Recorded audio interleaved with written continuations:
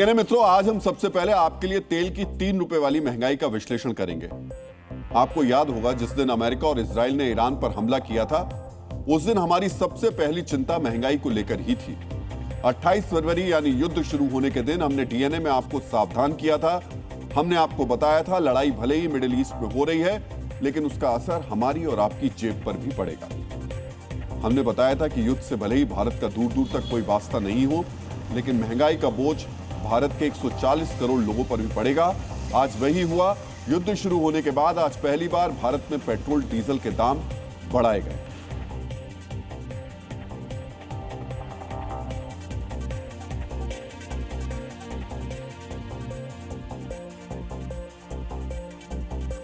आज से पेट्रोल और डीजल 3-3 रुपए प्रति लीटर महंगा हो गया।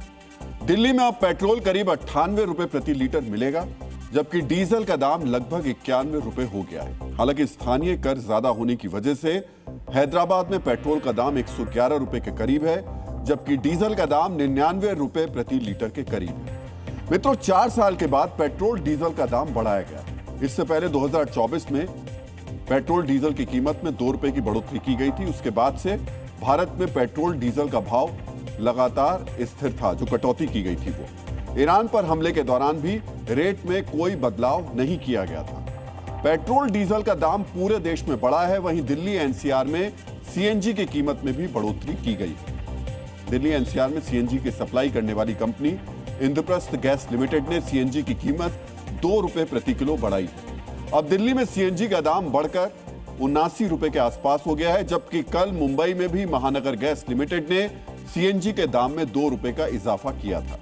इस तरह हमारे देश में 95% से ज्यादा गाड़ियां जिन ईंधन पर चलती हैं, उनके दाम आज से बढ़ चुके हैं। मित्रों, दाम बढ़ने के बाद बस, टैक्सी, ऑटो, कार और 2 व्हीलर से आपका चलना महंगा हो जाएगा। अगर आप दफ्तर जाएं, बाजार जाएं या किसी रिश्तेदार से मिलने जाएं, ईंधन पर आपको अब ज्यादा खर्च करना होगा।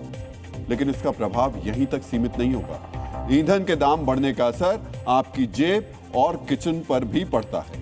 डीजल महंगा होने से ट्रक और टेम्पो का किराया बढ़ेगा। इससे फल, सब्जियां और राशन के दाम महंगे हो जाएंगे। ट्रैक्टर और पंपिंग सेट चलाने के लिए किसानों को ज्यादा खर्च करना होगा। इससे अनाज की लागत बढ़ेगी, यानी अनाज से लेकर फल, सब्जी तक सभी के दाम बढ़ेंगे। पब्लिक ट्रांसपोर्ट और स्कूल बसों के किराए में भी बढ़ोतरी होगी। मित्रों, आज आपको यह भी जानना चाहिए कि पेट्रोल डीजल का दाम बढ़ने से आपके घरेलू बजट पर क्या असर होगा। पेट्रोल डीजल के इस्तेमाल, ट्रांसपोर्ट पर सीधे खर्च और तेल की महंगाई के अप्रत्यक्ष असर के हिसाब से डीएनए की शोधशाला से हम आपके लिए कुछ आंकड़े लेकर आए हैं।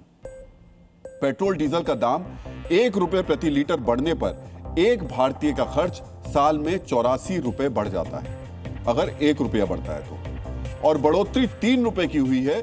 इस तरह एक व्यक्ति का खर्च 252 रुपए बढ़ जाएगा। और अगर आपका परिवार 4 लोगों का है तो आपका बजट साल में 1008 रुपए बढ़ जाएगा।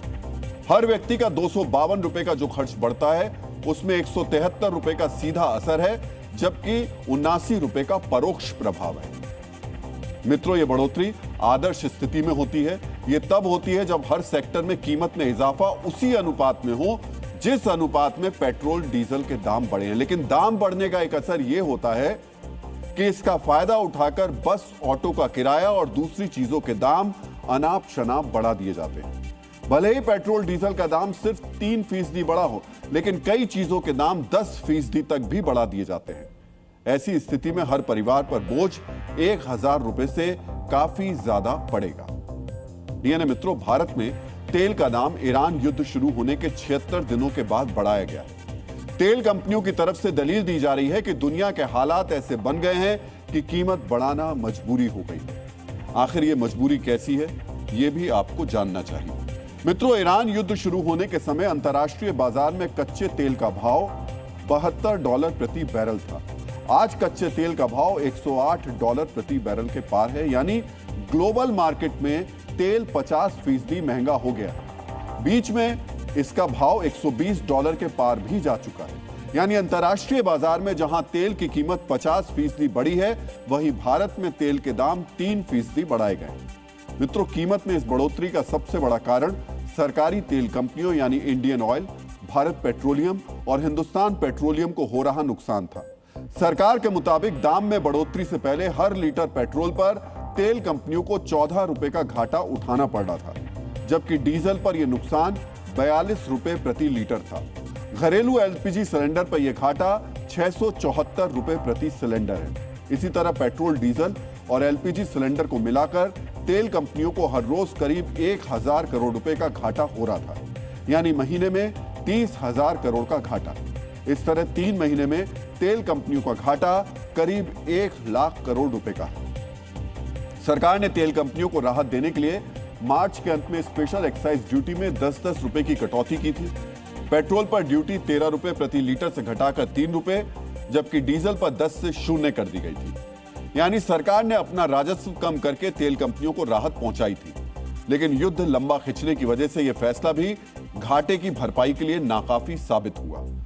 तेल कंपनियों का गणित अगर आप देखेंगे तो 3 रुपए प्रति लीटर दाम बढ़ने के बाद भी तेल कंपनियों को पेट्रोल पर 11 रुपए जबकि डीजल पर 39 रुपए का घाटा उठाना पड़ेगा। यानी उनके घाटे का एक छोटा सा हिस्सा ही पूरा हो पाएगा। इसी घाटे की वजह से हो सकता है कि आने वाले समय में पेट्रोल डीजल की महंगाई और बढ़ जाए। मित्रों, भारत में आम लोगों पर पेट्रोल डीजल की महंगाई का बोझ युद्ध शुरू होने के 76 दिन बाद डाला गया, लेकिन दुनिया के लगभग 100 देशों में दाम पहले ही बढ़ चुके हैं। कुछ देश तो ऐसे भी हैं जिन्होंने दाम कई बार बढ़ाए। आज आपको यह भी देखना चाहिए कि दुनिया में कहां-कहां तेल की कीमतों में बढ़ोतरी हुई है। जर्मनी में पेट्रोल 15% महंगा हुआ है, जबकि फ्रांस में 18%। ब्रिटेन में युद्ध शुरू होने के बाद पेट्रोल 19% महंगा हुआ है और चीन में तो दाम 22% बढ़ गए। अब तक आप सुनते होंगे कि ईरान युद्ध से चीन पर ज्यादा असर नहीं पड़ा, तब भी तेल के दाम चीन में 22% बढ़ गए और चीन के मुकाबले भारत में तेल की कीमत 3% बढ़ी है। युद्ध शुरू करने वाले देश अमेरिका में पेट्रोल 45% तक महंगा हो गया है। पड़ोसी देशों की बात करें तो पाकिस्तान में कीमत 50% बढ़ी है, जबकि बांग्लादेश में 16%, श्रीलंका में 38%, तो नेपाल में पेट्रोल का दाम 35% बढ़ा है। यूएई तो तेल के बड़े उत्पादक देशों में से एक है, लेकिन वहां भी डीजल 85% महंगा हो गया है। मलेशिया में पेट्रोल की कीमत में 56% का उछाल आया है, जबकि कंबोडिया में 68%। म्यांमार में तो पेट्रोल 90% महंगा हो गया है। आज आपको यह भी जानना चाहिए कि अगर दुनिया के दूसरे देशों की तरह भारत में भी दाम बड़े होते तो यहां पेट्रोल का दाम क्या होता। चूंकि भारत के हर राज्य में अलग अलग कीमत है, इसलिए हमने दिल्ली की कीमत का इस्तेमाल किया है, जहां 3% बढ़ोतरी के बाद दाम अब 98 रुपए प्रति लीटर के आसपास हो गया है। अगर चीन की तरह यानी 22% कीमत बढ़ोतरी होती तो दिल्ली में दाम 116 रुपए प्रति लीटर होता। अगर अमेरिका की तरह यानी 45% बढ़ता तो दिल्ली में दाम 137 रुपए प्रति लीटर होता। यूके की तरह यानी 19% बढ़ता तो दिल्ली में दाम 113 रुपए प्रति लीटर होता।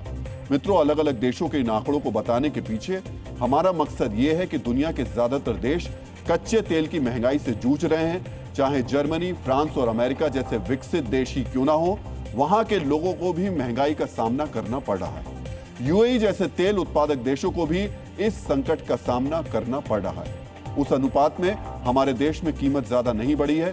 हम चाहते हैं आगे दाम नहीं बढ़े, हॉर्मुज के संकट का जल्द से जल्द समाधान हो। ईरान और अमेरिका की लड़ाई में बाकी दुनिया के लोग नहीं पिसे, लेकिन मौजूदा हालात को देखते हुए यह कहना थोड़ा मुश्किल है। अगर युद्ध खत्म हो भी जाता है तो सप्लाई सामान्य होने में कई महीने लग जाएंगे। तेल कंपनियों को घाटा बढ़ता ही रहेगा। यही वजह है कि इस बात की आशंका बनी हुई है कि आगे भी कीमतों में बढ़ोतरी हो सकती है। ऐसे में महंगाई से बचने के लिए सबसे बड़ा तरीका यही है कि हर व्यक्ति ये सुनिश्चित करे कि पेट्रोल डीजल की खपत कम से कम हो। प्रधानमंत्री की अपील पर गौर करते हुए देश भर में इसकी शुरुआत भी हुई है, लेकिन यह सिर्फ सांकेतिक नहीं होना चाहिए। इसमें आम लोगों की भागीदारी भी हो। कंपनियों और सरकारों को भी सुनिश्चित करना होगा कि जो काम घर से हो सकता है उसके लिए दफ्तर नहीं बुलाया जाए, तेल की बर्बादी रोकी जाए। मित्रों, चीन के दार्शनिक लाओ त्सु ने कहा है कि हजारों मील की यात्रा एक छोटे से कदम से शुरू होती है। तेल के कदम में भी हम इस बड़ी यात्रा की शुरुआत छोटी सी बचत के साथ कर सकते हैं। हालांकि पेट्रोल डीजल की कीमत में बढ़ोतरी के बीच आज महाराष्ट्र से एक अच्छी खबर भी आई। वहां की सरकार ने हवाई ईंधन पर वैट में कटौती का ऐलान किया। अब महाराष्ट्र में हवाई ईंधन पर वैट 18% की जगह 7% देना पड़ेगा। इससे महाराष्ट्र के हवाई यात्रियों को थोड़ी राहत मिलेगी। डीएनए मित्रों, इस वक्त पूरी दुनिया तेल संकट से जूझ रही है। भारत में भी पेट्रोल, डीजल और सीएनजी के दाम बढ़ाए गए हैं, लेकिन भारत तेल के दाम बढ़ाने के साथ साथ इस संकट से निपटने की तैयारी भी कर रहा है। आज प्रधानमंत्री नरेंद्र मोदी 5 देशों के दौरे के पहले चरण में यूएई पहुंचे। यूएई भारत का चौथा सबसे बड़ा तेल निर्यातक साझेदार है। आज भारत और यूएई के बीच सिर्फ 4 घंटे में 7 अहम समझौते हुए। इनमें से कुछ समझौते भारत की तेल और गैस सप्लाई के लिए मील का पत्थर साबित होंगे और भविष्य में आने वाले किसी भी ऊर्जा संकट से निपटने में बड़ी भूमिका निभाएंगे। आज आपको इन सभी समझौतों का विश्लेषण विस्तार से देखना चाहिए। मित्रों, आज आपको यह भी समझना चाहिए, जब 2 देशों के रिश्ते भरोसे की नींव पर खड़े होते हैं तो 4 घंटे के संक्षिप्त दौरे में कितने बड़े बड़े समझौते हो सकते हैं, कैसे 2 मित्र देश एक दूसरे को लाभ पहुंचा सकते हैं। लेकिन जब 2 देशों के बीच अविश्वास की खाई होती है तो दुनिया के सबसे अमीर सीईओ के साथ 40 घंटे तक किसी देश में टिके रहने के बावजूद कुछ हासिल नहीं होता। इसे समझने के लिए आज आपको प्रधानमंत्री नरेंद्र मोदी के 4 घंटे वाले यूएई दौरे और अमेरिका के राष्ट्रपति डोनाल्ड ट्रंप के 40 घंटे वाले बीजिंग दौरे का तुलनात्मक विश्लेषण भी देखना चाहिए। लेकिन पहले आप 40 सेकंड का यह वीडियो बहुत ध्यान से देखिए। इसे देखकर आप समझ पाएंगे कि 2 मित्र देशों की केमिस्ट्री कैसे होती है।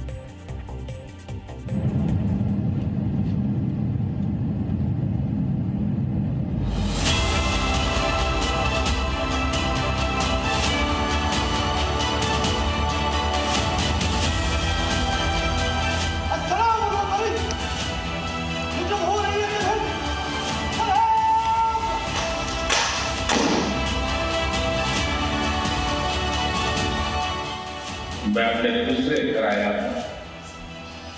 ये शब्द, ये भाव मेरे जीवन की बहुत बड़ी पूंजी है।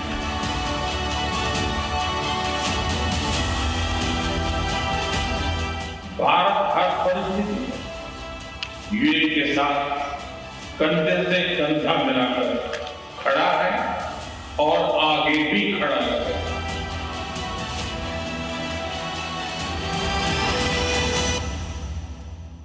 मित्रों, जब 2 देश एक दूसरे के हित के बारे में सोचते हैं, एक दूसरे का सम्मान करते हैं, एक दूसरे पर भरोसा करते हैं, तभी उनके नेताओं के बीच केमिस्ट्री भी इतनी मजबूत दिखाई देती है।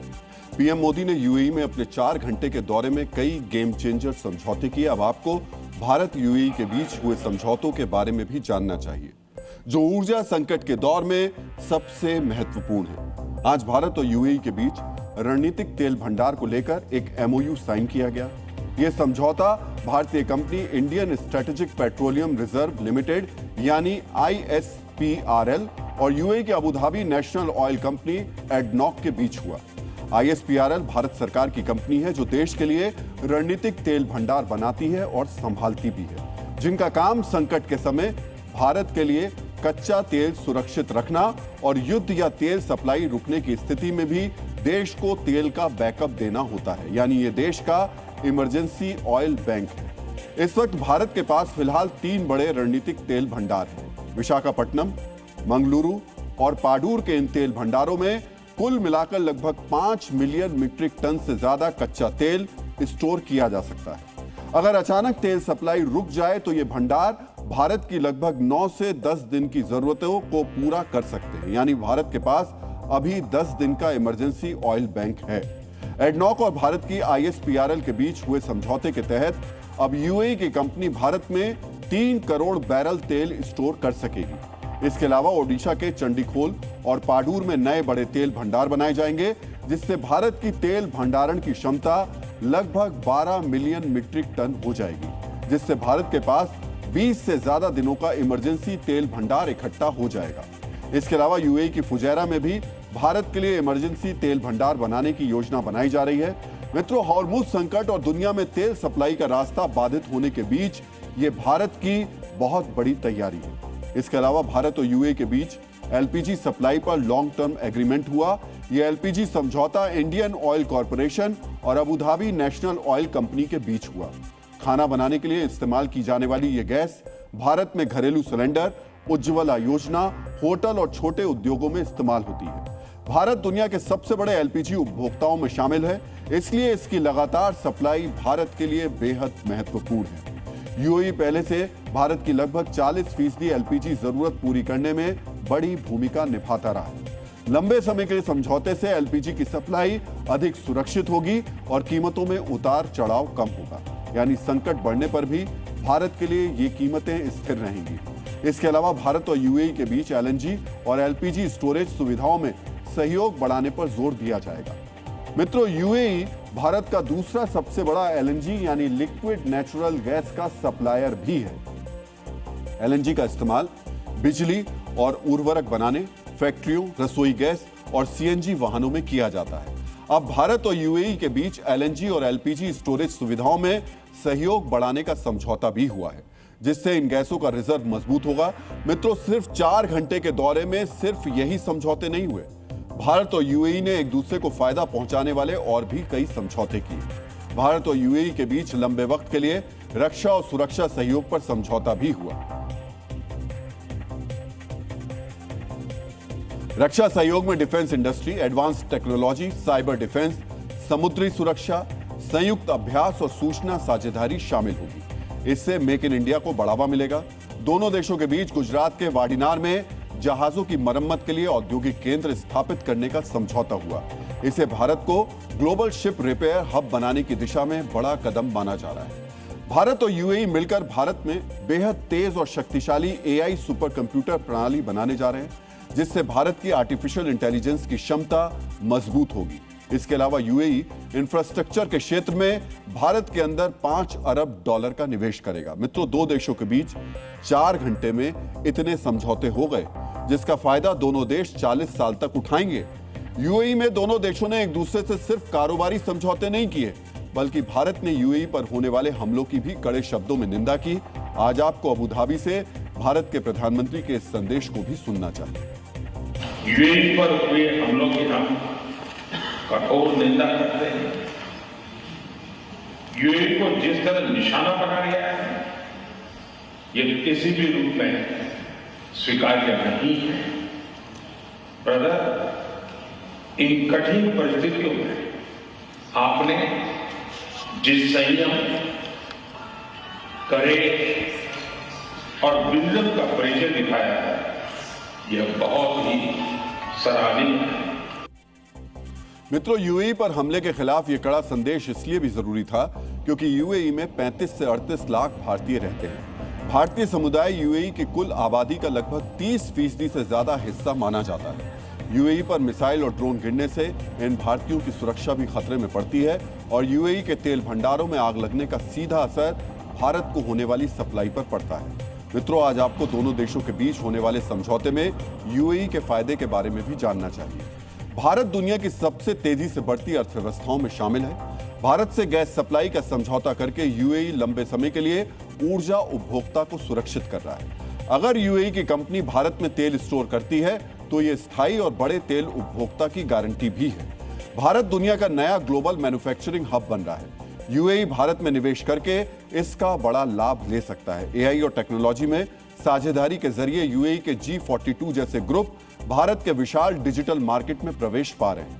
इसके अलावा भारत के साथ गहरे रिश्ते खाड़ी में यूएई की रणनीतिक और कूटनीतिक स्थिति को मजबूत करते हैं। मित्रों, दो देशों के बीच भरोसा हो तो 4 घंटे में चमत्कार हो सकता है। भारत और यूएई ने आज ये साबित भी किया। दोनों देशों के बीच आज जो समझौते हुए, तेल संकट काल में दुनिया के बहुत से देशों के लिए यह किसी चमत्कार से कम नहीं है। लेकिन जब दोस्ती स्वाभाविक नहीं होती, जबरदस्ती किसी से लाभ हासिल करने के लिए दोस्ती का ढोंग किया जाता है, तो नेताओं के हाई प्रोफाइल दौरों में चमक दमक तो नजर आ सकती है, लेकिन 40 घंटे से ज्यादा देर तक किसी देश में टिकने के बावजूद जिल्लत के अलावा और कुछ नहीं मिलता। आज ये बात डोनाल्ड ट्रंप की बीजिंग यात्रा ने साबित कर दी। डीएनए मित्रों, आपने फिल्म आनंद का एक मशहूर डायलॉग सुना होगा, बाबू मोशाय, जिंदगी बड़ी होनी चाहिए, लंबी नहीं। यही बात मीटिंग्स के लिए भी कही जाती है। मीटिंग बड़ी होनी नहीं चाहिए, लंबी नहीं होनी चाहिए, क्योंकि जो मीटिंग लंबी होती है वो अक्सर बेमतलब की होती है। ये कहते हैं कि मीटिंग छोटी होनी चाहिए, लंबी बिल्कुल नहीं होनी चाहिए। बिना जो लंबी मीटिंग्स होती हैं वो बिना किसी नतीजे के रह जाती हैं। इसे ट्रंप और जिनपिंग ने 40 घंटे में सही साबित करके दिखाया भी। मित्रों, अमेरिका के राष्ट्रपति डोनाल्ड ट्रंप का विमान एयरफोर्स 1 13 मई को भारतीय समय के अनुसार शाम 5:20 पर बीजिंग में लैंड हुआ, जबकि आज दोपहर लगभग 12 बजे के आसपास ट्रंप बीजिंग से सबको टाटा बाय बाय करते हुए रवाना हो गए। ट्रंप 40 घंटे से ज्यादा वक्त तक बीजिंग में रहे, लेकिन आज जब वो वॉशिंगटन के लिए रवाना हुए तो उनके पास बताने के लिए बहुत कुछ नहीं था। ट्रंप चीन से कोई बड़ा व्यापारिक समझौता किए बगैर लौट रहे हैं। शी जिनपिंग ने ईरान युद्ध को खत्म कराने में उनको किसी ठोस मदद का आश्वासन भी नहीं दिया। यह हाल तब है जब ट्रंप ने 2 दिन तक चीन के राष्ट्रपति शी जिनपिंग की खुलकर तारीफ की। ट्रंप बीजिंग इसलिए गए थे ताकि बड़े व्यापारिक समझौतों को दिखाकर अमेरिका में अपनी गिरती लोकप्रियता को संभाल पाएं, मध्यावधि चुनाव से पहले कुछ ठोस उपलब्धियां दिखा पाएं। लेकिन डील के लिए कुछ भी करने को तैयार ट्रंप बीजिंग में कोई डील क्रैक नहीं कर पाए। शी जिनपिंग ने उनको 21 तोपों की सलामी दी, सैर सपाटा करवाया, अच्छा डिनर करवाया, लेकिन इसी के साथ बंद कमरे में ताइवान पर धमका भी दिया। यानी ट्रंप को चीन से हासिल कुछ नहीं हुआ, लेकिन वो अपने साथ साथ अमेरिका की इज्जत चीन की मिट्टी में मिलाकर आ गए। मित्रों, चीन को तो पहले ही अमेरिका से कुछ मिलने की उम्मीद नहीं थी। यानी ट्रंप का यह दौरा चमक दमक वाला तो रहा, लेकिन अमेरिका और चीन को इस दौरे से मिला कुछ नहीं। आज आप भी सोच रहे होंगे, जब ट्रंप को इस दौरे से कुछ मिला ही नहीं तो 40 घंटे से ज्यादा वक्त तक अमेरिका के सबसे बड़े वीवीआईपी बीजिंग में कर क्या रहे थे। आज आपको इस पर आधारित एक वीडियो विश्लेषण बहुत ही ध्यान से देखना चाहिए।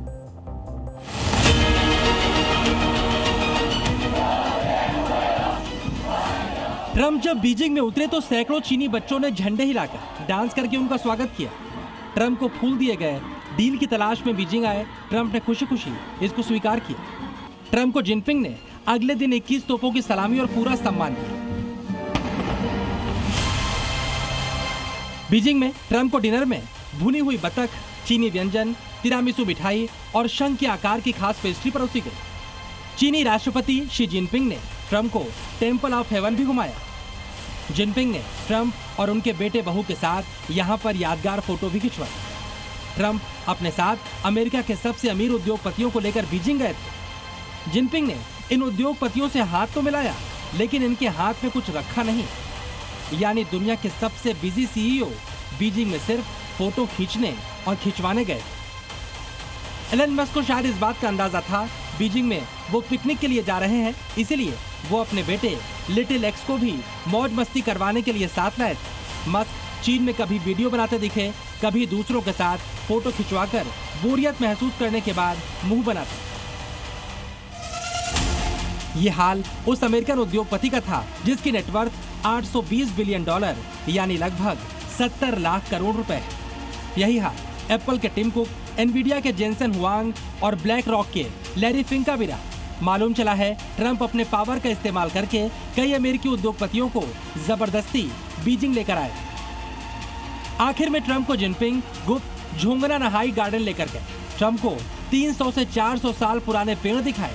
ट्रंप ने यहाँ 1000 साल पुराना पेड़ भी देखा। ट्रंप ने पूछा क्या उनसे पहले किसी राष्ट्राध्यक्ष को यहाँ पर लाया गया है। क्या दूसरे विदेशी नेताओं को भी इस परिसर में लाया जाता है?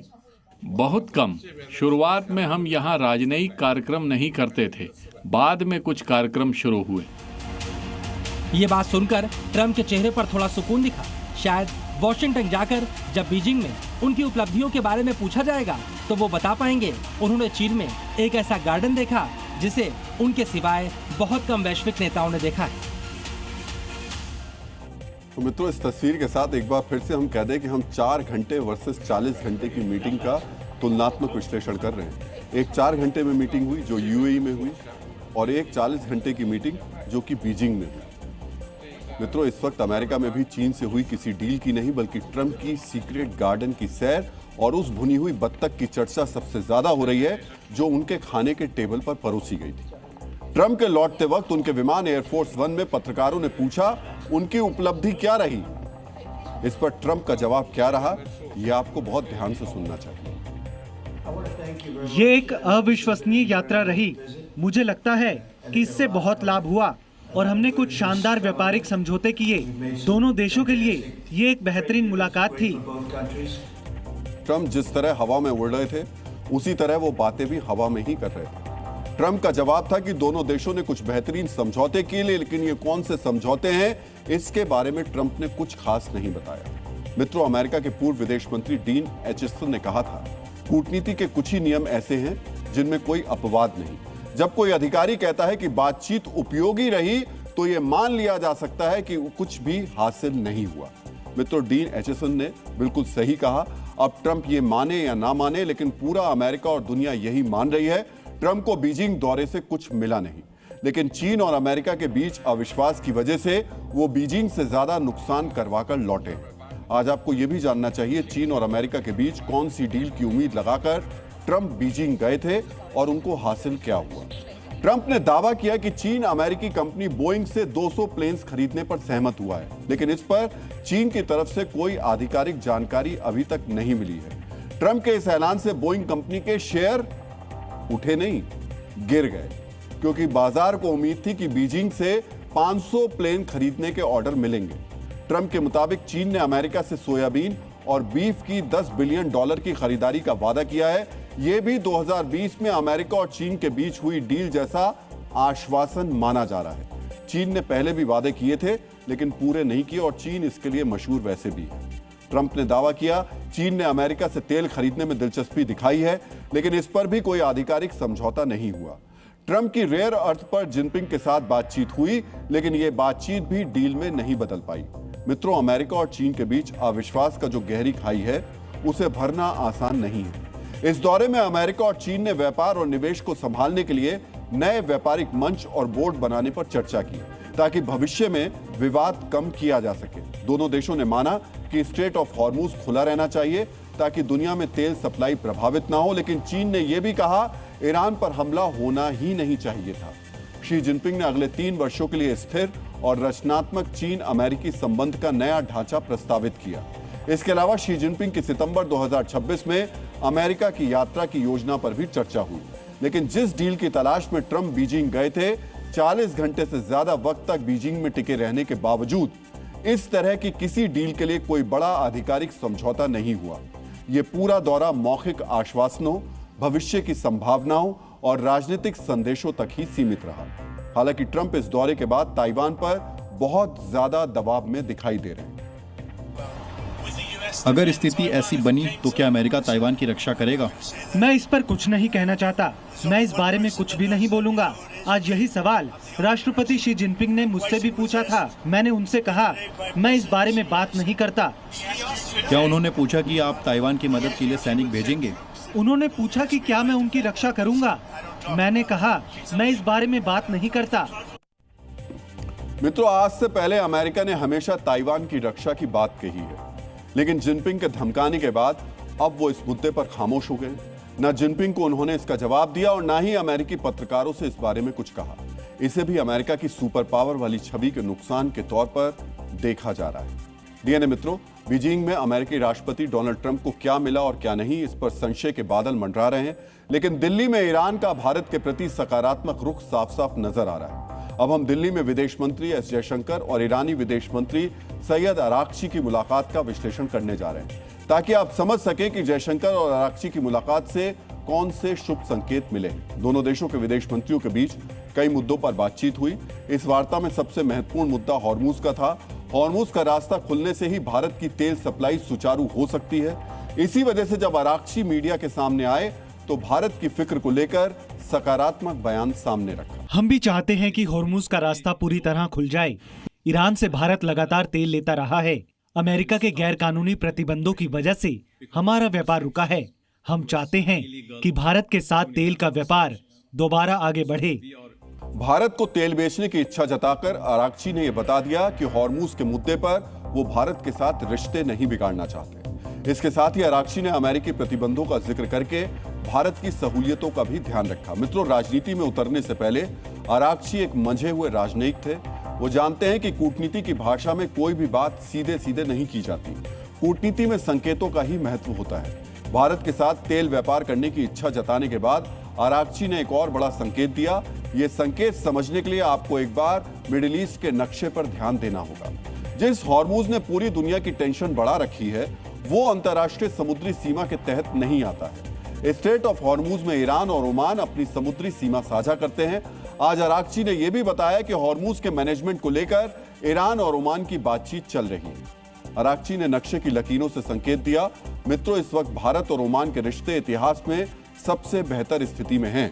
यानी अराक्ची संकेत दे रहे हैं कि भारत को सीधे ओमान से या फिर हॉर्मूज में ओमान के हिस्से से तेल की सप्लाई की जा सकती है। ओमान और अमेरिका भी मित्र देश हैं। इस नाते हॉर्मूज के बाहर अमेरिकी नौसैनिक घेराबंदी के पास भी ओमान से आने वाले तेल को रोकने का अधिकार नहीं रहेगा। हॉर्मूज और तेल के मुद्दे पर ईरान के विदेश मंत्री संकेत देते रहे, लेकिन एक ऐसा मुद्दा भी सामने आया जिस पर अराक्ची क्लियर थे। यह मुद्दा है मिडिल ईस्ट के तनाव में भारत की भूमिका। ईरान और अमेरिका के बीच पहले पाकिस्तान ने मध्यस्थता की थी, अब यही काम चीन कर रहा है, लेकिन अराक्ची को भारत से भी बड़ी उम्मीद है। मुझे लगता है कि हमारे क्षेत्र में भारत अहम भूमिका निभा सकता है। ये भूमिका कूटनीति से लेकर शांति के प्रयासों तक जा सकती है। मिडिल ईस्ट में तकरीबन सभी देशों के साथ भारत के अच्छे रिश्ते हैं। डीएनए मित्रों, भारत के सामने इस वक्त दो बड़ी चुनौती हैं। पहला तेल और गैस, दूसरा सोना। विदेशी मुद्रा पर बोझ बने सोने चांदी की कीमत में आज गिरावट आई। सर्राफा बाजार हो या वायदा बाजार, दोनों जगह आज सोने चांदी के दाम गिरे हैं। चांदी की कीमत में तो और भी तेजी से गिरावट हुई। इंपोर्ट ड्यूटी बढ़ने के बाद जितनी तेजी से चांदी के भाव बढ़े थे उतनी तेजी से आज चांदी की कीमत गिर भी गई। मित्रों, सबसे पहले सर्राफा बाजार की बात कर लेते हैं। India Boolean and jewellers association के मुताबिक आज 10 ग्राम सोने की कीमत में करीब 3,000 रुपए की कमी आई। अब 10 ग्राम सोने का भाव घटकर 1,58,000 रुपए के पास हो गया है। दूसरी तरफ चांदी के दाम में 19,000 रुपए प्रति किलो की गिरावट आई। आज चांदी का भाव गिरकर 2,68,000 रुपए प्रति किलो पर पहुंच गया। मित्रों, मल्टी कमोडिटी एक्सचेंज पर तो सोने चांदी के भाव में और भी ज्यादा गिरावट आई। चांदी का भाव 22,000 रुपए तक गिरा है। सोचिए, जो चांदी अभी 2 दिन पहले 3 लाख के पार चली गई थी उसका दाम अब 2,70,000 के नीचे चला गया है। 2 दिन में चांदी के दाम में 30,000 रुपए से भी ज्यादा की गिरावट आई है। मित्रों, रविवार को प्रधानमंत्री ने लोगों से सोना नहीं खरीदने की अपील की थी। इसका कारण यह है कि सोने के आयात पर बहुत ज्यादा विदेशी मुद्रा खर्च करनी पड़ती है। खरीदारी कम करने के मकसद से सरकार ने सोने चांदी के आयात पर ड्यूटी 6% से बढ़ाकर 15% कर दी। इसके बाद एक ही दिन में सोने चांदी का भाव 6% से भी ज्यादा बढ़ गया। चांदी का भाव इसलिए भी बढ़ा क्योंकि हाल के दिनों में चांदी की औद्योगिक मांग काफी बढ़ गई है। लेकिन आज सोने चांदी का भाव अचानक गिर गया। आपको वो कारण भी जानना चाहिए जिसकी वजह से सोने चांदी के दाम में गिरावट आई है। मित्रों, सोने के दाम में गिरावट की एक बड़ी वजह अमेरिकी डॉलर का मजबूत होना है। मजबूत डॉलर होने पर विदेशी खरीदारों को सोना महंगा पड़ता है। इससे मांग घटती है और कीमत गिरती है। दूसरा कारण अमेरिकी ट्रेजरी बॉन्ड में रिटर्न बढ़ना है। नए ट्रेजरी बॉन्ड खरीदने वालों को ज्यादा रिटर्न मिल रहा है। इसके कारण निवेशकों ने सोने से पैसा निकालकर बॉन्ड में लगा दिए। सोने की कीमत में गिरावट का तीसरा कारण भी अमेरिका से जुड़ा हुआ है। फेडरल रिजर्व द्वारा ब्याज दर बढ़ाने के डर से भी सोने की कीमत में कमी आई है। जहां तक चांदी की बात है तो उसकी कीमत में कमी के पीछे घरेलू कारण भी हैं। पिछले कुछ दिनों में चांदी के दाम में जो उछाल आया था उसके बाद निवेशकों ने बिकवाली कर मुनाफा कमा लिया। दूसरा कारण यह कि दाम में जोरदार बढ़ोतरी के बाद सोलर और इलेक्ट्रॉनिक्स कंपनियों ने चांदी की खरीदारी पर ब्रेक लगा दिया। मित्रों, सोने चांदी की कीमत में इस उतार चढ़ाव को लेकर आपको सतर्क रहना चाहिए। 2 दिन पहले भी हमने आपको आगाह किया था कि अभी सोने चांदी में निवेश से बचना चाहिए। यह दुनिया में आर्थिक अनिश्चितता का समय है, इसलिए निवेशकों को धैर्य रखना चाहिए। जल्दबाजी में कोई भी फैसला नहीं लेना चाहिए। डीएनए मित्रों, सोने चांदी को लेकर एक और आंकड़ा आज सामने आया। यह सोने चांदी के आयात से जुड़ा हुआ है। मौजूदा वित्त वर्ष के पहले महीने यानी अप्रैल में सोने के आयात पर खर्च बढ़कर 5 अरब 63 करोड़ रुपए हो गया। यानी लगभग 54,000 करोड़ रुपए का सोना भारत ने सिर्फ अप्रैल महीने में खरीदा। पिछले साल अप्रैल महीने की तुलना में ये 82% की बढ़ोतरी है। वहीं चांदी के आयात पर अप्रैल में भारत ने $411 मिलियन खर्च किए, यानी लगभग 4,000 करोड़ रुपए। पिछले साल अप्रैल की तुलना में ये 157% की बढ़ोतरी है। मित्रों, इस तरह सिर्फ अप्रैल में $6 अरब से ज्यादा विदेशी मुद्रा सोने चांदी के आयात पर खर्च कर दी गई। विदेशी मुद्रा पर इसी बोझ की वजह से पीएम को 1 साल तक सोना नहीं खरीदने की अपील करनी पड़ी। इसी कारण सोने चांदी पर इंपोर्ट ड्यूटी बढ़ाई गई। उम्मीद की जानी चाहिए कि इसका असर मई के आंकड़े में दिखाई देगा। मित्रों, सोने पर खर्च कम करने के लिए सरकार ने एक और फैसला किया है। अब एक लाइसेंस पर अधिकतम 100 किलोग्राम ड्यूटी फ्री सोना ही आयात किया जा सकेगा। यह नियम ज्वेलरी एक्सपोर्ट्स के लिए है। उन्हें ड्यूटी फ्री सोने के आयात की सुविधा मिलती है। आरोप लगते थे कि बड़े एक्सपोर्टर्स बहुत ज्यादा मात्रा में सोना मंगवा लेते थे, लेकिन निर्यात करने के बजाय उसे देश में ही खपाते थे। सरकार के फैसले से अब ड्यूटी फ्री सोने का दुरुपयोग रुक जाएगा। मित्रों, अब हम देश की उन 2 बड़ी खबरों का विश्लेषण करेंगे जिसका कनेक्शन नमाज से है। आज से मध्य प्रदेश के भोजशाला में नमाज नहीं होगी और पश्चिम बंगाल की सड़कों पर भी नमाज नहीं होगी। मित्रों, यह धार्मिक आचरण का मुद्दा नहीं है, यह न्याय और सुशासन का मुद्दा है। आज हम विस्तार से चर्चा करेंगे कि कैसे पश्चिम बंगाल में सरकार बदलते ही सड़क घेरकर नमाज पढ़ने वालों पर प्रशासन सख्त हुआ और इस सख्ती से कैसे हजारों आम नागरिकों को राहत मिली। लेकिन सबसे पहले बात करते हैं मध्य प्रदेश में धार के भोजशाला की। मध्य प्रदेश हाईकोर्ट ने धार की भोजशाला को वाग्देवी यानी मां सरस्वती का मंदिर माना है। कोर्ट ने भारतीय पुरातत्व सर्वेक्षण यानी ASI के 2003 के उस आदेश को रद्द कर दिया जिसमें भोजशाला में मुस्लिमों को नमाज की इजाजत दी गई थी।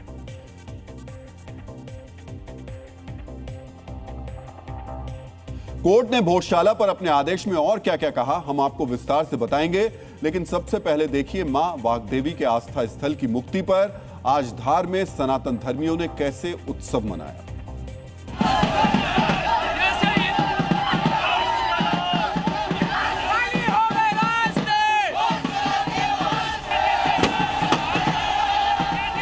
लेकर एक दूसरे को लगा रहे, नारेबाजी कर रहे, ऊपर लगा रहे, उड़ा रहे, नारेबाजी कर रहे। दिन होली भी है और दीपावली भी है। आज के दिन हिंदू समाज की जीत है। दो त्योहार, हाँ, दो त्योहार। धार का गौरव दिवस है, धार का गौरव दिवस है। आज का दिन है और जीत का उत्सव है। आज तो ये एक दिन की लड़ाई नहीं, हम तो न्याय में तो अभी गए हैं और जमीन पे लड़ाई 2003 से लड़ रहे हैं हम। आज चैप्टर क्लोज। मंदिर था, मंदिर है, मंदिर रहेगा। जय जय सिया राम। तो प्रतिदिन माँ की पूजा करने का हमारा लक्ष्य है। प्रतिदिन पूजा होगी, अभी टाइम होगी, फुल टाइम होगी। हम अन्य मंदिर में जैसे 24 घंटे कभी भी जा सकते हैं, ऐसे इस मंदिर में जाने। डीएनए मित्रों, रविंद्रनाथ टैगोर ने कहा है कि परंपरा को नष्ट करना आसान है पर उसे पुनर्जीवित करना ही सच्ची साधना है। सनातन परंपरा को पुनर्जीवित करने की सच्ची साधना में जुटे सनातन धर्मी कानूनी लड़ाई लड़ रहे थे। आज इस कानूनी लड़ाई पर मध्य प्रदेश हाईकोर्ट का निर्णायक आदेश आया। हाईकोर्ट ने आज भोजशाला विवाद पर अपने आदेश में कहा है कि विवादित जगह का मूल धार्मिक स्वरूप भोजशाला है। यहां वाग्देवी का मंदिर था। कोर्ट ने वर्ष 2003 में दिए गए ASI के उस आदेश को भी रद्द किया जिसमें हिंदुओं को सिर्फ मंगलवार के दिन पूजा की अनुमति थी। मुस्लिम समुदाय को शुक्रवार को नमाज की अनुमति दी गई थी। यह फैसला रद्द होने से हिंदुओं को भोजशाला में पूजा करने का एक्सक्लूसिव राइट यानी विशेष अधिकार मिला है। यानी अब यहां हर दिन 24 घंटे सिर्फ पूजा होगी, नमाज नहीं होगी। कोर्ट ने कहा कि भारत सरकार और ASI तय करेंगे कि भोजशाला का संचालन और व्यवस्था कैसे होगी। तब तक ASI पूरी जगह की देखरेख करता रहेगा। भोजशाला की सुरक्षा का जिम्मा ASI का होगा। मित्रों, मध्य प्रदेश हाईकोर्ट ने आज भोजशाला पर जो निर्णय दिया है उसका वैज्ञानिक आधार है। कोर्ट ने अपने आदेश में इसका जिक्र भी किया। कोर्ट ने कहा कि हमने पुरातात्विक और ऐतिहासिक तथ्यों, ASI की सर्वे रिपोर्ट पर विचार किया। 2024 में भारतीय पुरातत्व सर्वेक्षण ने भोजशाला परिसर का 98 दिन तक वैज्ञानिक सर्वे किया था। सर्वे में आधुनिक वैज्ञानिक पद्धति GPS, GPR यानी ग्राउंड पेनिट्रेटिंग रडार और कार्बन डेटिंग का इस्तेमाल हुआ था। ASI ने अपनी रिपोर्ट में कहा था कि मौजूदा संरचना प्राचीन मंदिरों के हिस्सों से बनी है। मूर्तियां, शिलालेख, नक्काशी हिंदू मूल की है, मस्जिद बाद में बनी है। इस वैज्ञानिक रिपोर्ट और तथ्यों का अध्ययन करने के बाद कोर्ट ने भोजशाला की सनातन पहचान को फिर से मान्यता दे दी। इंदौर हाईकोर्ट ने जो ASI का 7 अप्रैल 2003 का ऑर्डर है उसको पार्शली क्वैश किया है और हिंदू समाज के लोगों को वहां पे पूजा पाठ का अधिकार दिया है। कोर्ट ने भोजशाला कॉम्प्लेक्स को राजा भोज का माना है। जो ASI का ऑर्डर था 7 अप्रैल 2003 का, जो यहाँ पे नमाज की अनुमति देता था उसको कोर्ट ने सिरे से खारिज कर दिया है। जो हमारी मांग थी कि वहाँ से लंदन के म्यूजियम से मूर्ति वापस लाई जाए, कोर्ट ने कहा है कि सरकार इस रिप्रेजेंटेशन को कंसिडर करे। मुस्लिम पक्ष हाईकोर्ट के फैसले को सुप्रीम कोर्ट में चुनौती देने की बात कह रहा है। इस बीच भोजशाला मामले में एक पक्षकार जितेंद्र सिंह बिसेन ने सुप्रीम कोर्ट में कैविएट दाखिल कर दी है। उन्होंने कैविएट के जरिए मांग की है कि अगर मुस्लिम पक्ष सुप्रीम कोर्ट में हाईकोर्ट के फैसले को चुनौती देता है तो कोर्ट बिना उनका पक्ष सुने कोई एक तरफा आदेश पास ना करे। मित्रों, दक्षिण अफ्रीका के पूर्व राष्ट्रपति नेल्सन मंडेला ने कहा है कि लोगों को उनके धर्म या आस्था के कारण अपमानित करना मानवता का अपमान है। सोचिए, सनातन की धरती पर सनातन धर्मियों को अपने मंदिर में पूजा के लिए सैकड़ों साल की लड़ाई लड़नी पड़ी। ये पहली बार नहीं हुआ है। अयोध्या में भगवान श्री राम के मंदिर पर भी सुप्रीम कोर्ट के फैसले के बाद हिंदुओं को पूर्ण अधिकार मिला। वाराणसी में एएसआई के सर्वे के बाद ज्ञानवापी में हिंदुओं को तहखाने में पूजा का अधिकार मिला। अब एएसआई की वैज्ञानिक रिपोर्ट, ऐतिहासिक साक्ष्य और न्यायपालिका के आदेश के बाद भोजशाला में 600 साल पुराने अन्याय के खिलाफ सनातन धर्मियों को न्याय मिला। TNA मित्रों, अब भोजशाला में नमाज नहीं होगी और बंगाल में सड़क घेर कर जुमे की नमाज पढ़ने की परंपरा आज से खत्म हो गई है। इस विश्लेषण की शुरुआत आज हम एक तस्वीर से करना चाहते हैं। कोलकाता के राजा बाजार इलाके में मस्जिद के सामने वाले चौराहे पर भगवा पताका लगाए एक टेम्पो खड़ा है। वहां एक नमाजी आता है और हाथ देखकर टेम्पो को सड़क पार करवाता है। ये आप तस्वीर देख रहे हैं, ये भगवा लगा हुआ ये टेम्पो है और ये वो जगह है जहां पर सड़क पर नमाज पढ़ी जाती है। और आप देखिए कैसे इस टेम्पो को आगे बढ़ाया जा रहा है। ये तस्वीर अलग क्यों है, आपको ये समझना चाहिए। आमतौर पर शुक्रवार को जुमे की नमाज के वक्त मस्जिद के सामने इस चौराहे पर धर्म के नाम पर अतिक्रमण हो जाया करता था। सैकड़ों की संख्या में नमाजी सड़क पर ही नमाज पढ़ते थे, गाड़ियां थम जाती थीं, कई किलोमीटर लंबा जाम लग जाता था। लेकिन शुभेंदु अधिकारी के शपथ ग्रहण के बाद पहले ही जुमे को ये तस्वीर सामने आई, जहां नमाजी खुद गाड़ियों को चौराहा पार करवा रहे हैं। मित्रों, इस तस्वीर को देखकर कुछ लोग ये कह रहे हैं कि बंगाल में सरकार के साथ साथ लोगों की सोच भी बदल गई है। लेकिन आपको हम इस फिल्म का बिहाइंड द सीन अब दिखाने वाले हैं। मित्रों, वो कहते हैं कि भय बिन हुए न प्रीत, यानी बिना अनुशासन या कानून के डर के व्यवस्था के प्रति सम्मान पैदा नहीं होता। और आज कोलकाता में इसका साक्षात उदाहरण देखने को मिला। शुभेंदु अधिकारी ने शपथ ग्रहण के बाद पहले शुक्रवार को ही कोलकाता के चौक चौराहों पर भारी पुलिस बल की तैनाती कर दी। पुलिस को साफ निर्देश दे दिए कि सड़क पर नमाज नहीं पढ़ी जाएगी। आदेश के अनुसार पुलिस पहुंची, नमाजियों से मस्जिद के अंदर जाकर नमाज पढ़ने की अपील की, लेकिन मुस्लिम समुदाय के कुछ लोग भड़क गए, नारेबाजी शुरू कर दी, सड़क जाम कर दी, धरना देने लगे।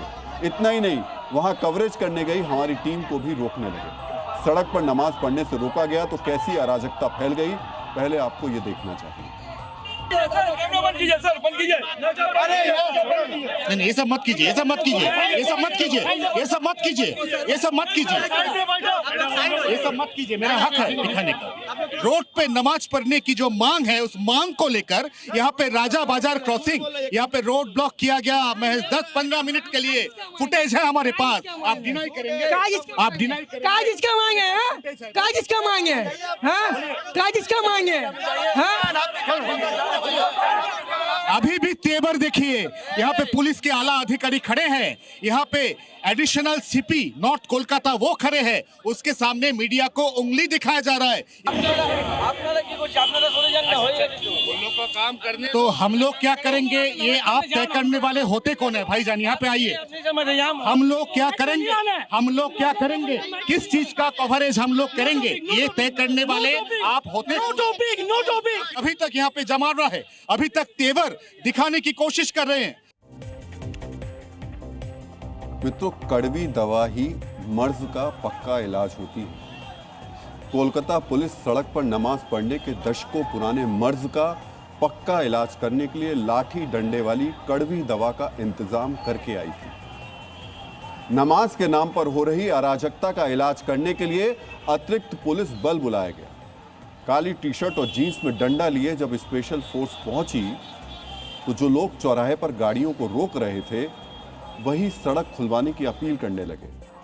जो लोग थोड़ी देर पहले तक सड़क पर नमाज पढ़ने की जिद कर रहे थे, उनके सुर कैसे बदल गए, आपको ये भी देखना चाहिए। यहाँ पे पिछले कई सालों से, कई अरसों से राजा बाजार मोड़, यह जो लोकेशन है, इसकी दो तरफ दो मस्जिद है। मस्जिद में जगह सफिशिएंट ना होने के कारण हर जुम्मा बार को यहाँ पे रोड पे नमाज अदा किया जाता है। पहले यहाँ पे इस मांग को लेकर रोड ब्लॉक हुआ था कि यहाँ पे रोड पे ही नमाज पढ़ने दिया जाए। यही लोग राजा बाजार क्रॉसिंग बिल्कुल पूरी तरह से ठप करके रखा था, और ठप करने के बाद इनका ऐलान था कि हम लोग रोड ब्लॉक करके नमाज पढ़ते आए हैं, हम रोड ब्लॉक करके ही नमाज पढ़ेंगे, शुभेंदु अधिकारी पश्चिम बंगाल से निकल जाओ। और इसी को सुनने के बाद यहाँ पे पुलिस की भारी भरकम जो बंदोबस्त है वो नजर आई है। पुलिस एक्शन पे उतर आई है, पुलिस के हाथों में डंडे उतर आए हैं, पुलिस के हाथों में ढाल उतर आई है। तो हम आपसे पूछना चाहेंगे कि आप रोड पे ही नमाज पढ़ना चाहते हैं जुम्मा बार को? मस्जिद में ही नमाज पढ़ना चाहते। चलो ये कुछ बोलने की जरूरत नहीं है, चलो चलो मस्जिद जाओ। नहीं नहीं नहीं, रोड पे नमाज नहीं पढ़ना चाहते। कोई मांग नहीं है, जहाँ जगह है अभी वहाँ जगह में पढ़िए। अभी मस्जिद रोड पे कीजिएगा, मस्जिद में नमाज पढ़िए। नमाज जब मस्जिद फुल हो जाने के बाद फिर रास्ता निकाला जाए। रोड पे पढ़िएगा कि मस्जिद? नहीं, पहले मस्जिद में पढ़ेंगे। अभी आपका क्या फैसला है? मस्जिद के अंदर की मस्जिद के बाहर, कहाँ नमाज? क्या बोल सकते हैं? अरे बोलिए, बोल के जाइए। रोड ब्लॉक कर रहे थे ना आप, रोड ब्लॉक कर रहे थे कि आपको रोड पे नमाज पढ़ने दिया जाए। भाईजान सुनिए, कहाँ नमाज पढ़ना चाहते हैं? मस्जिद के अंदर की बाहर? मस्जिद के अंदर एकदम, बाहर नहीं। नहीं। मेरे मित्रों, ट्रैफिक को बाधित करने पर यूं तो मोटर व्हीकल एक्ट के सेक्शन 201 के तहत 500 रुपए का जुर्माना लगाया जा सकता था, लेकिन बंगाल में धर्म के नाम पर यह अतिक्रमण आम हो गया था। आज आखिरकार कोलकाता की सड़कों पर रूल ऑफ लॉ दिखाई दिया। पुलिस भी वही थी और लोग भी वही थे। पहले कानून को लागू करने की नीयत पर तुष्टीकरण हावी था, लेकिन अब ऐसा नहीं है। वैसे समाज का एक तबका इसे धर्म से जोड़ रहा है। ऐसे में आपको यह भी समझना चाहिए कि कानून के साथ कुरान भी सड़क पर नमाज पढ़ने को गलत ठहराती है। मित्रों, कुरान में नमाज को लेकर सबसे पहली शर्त यह है कि जिस जगह नमाज पढ़ी जाएगी वो जगह पाक यानी पवित्र होनी चाहिए। दूसरी शर्त यह कि वो जगह विवादित नहीं होनी चाहिए। मित्रों, सड़क सार्वजनिक संपत्ति है जिस पर हर नागरिक का हक है, और सड़क पर नमाज पढ़ने का ये विवाद भी लंबे वक्त से चला आ रहा है। इस्लाम में कुरान के बाद पैगंबर मोहम्मद साहब की हदीस का सबसे बड़ा महत्व है। इस्लाम के कई प्रतिष्ठित विद्वानों और हदीसों के अनुसार ऐसी 7 जगह बताई गई हैं जहां नमाज पढ़ना सख्त मना है। इन 7 जगहों में सड़क के बीचों बीच का स्पष्ट रूप से जिक्र किया गया है। मित्रों, नमाज पढ़ने के लिए ही मस्जिदें और ईदगाह बनाई गई थी। जिस चौराहे पर नमाज पढ़ने के लिए आज मुस्लिम समुदाय अड़ा था, उस चौराहे से 100 मीटर की दूरी पर 2 मस्जिदें हैं। बावजूद इसके सड़क पर नमाज पढ़ने की परंपरा बना दी गई, लेकिन आज शुभेंदु अधिकारी की पुलिस ने इस परंपरा का अंत कर दिया।